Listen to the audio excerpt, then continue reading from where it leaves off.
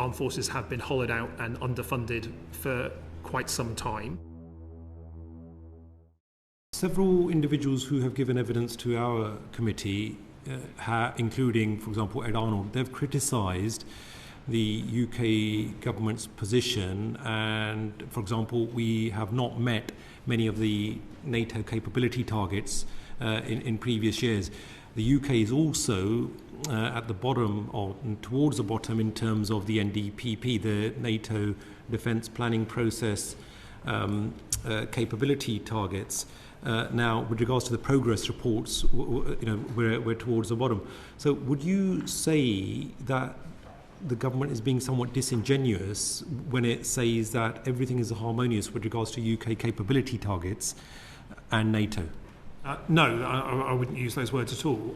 What I would say is I would apply the assessment of the situation we inherited a year ago, where we know that our armed forces have been hollowed out and underfunded for quite some time.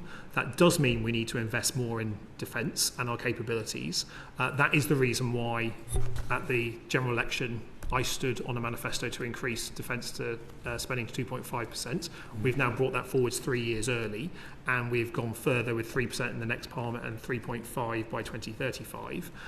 That provides us with greater certainty now to deal with some of our capability gaps that we've inherited, deal with the fact that for many cases against some of our stockpiles, they're not as full as I would like them to be. And in that respect, that's where the SDR sets out the move from to warfighting readiness.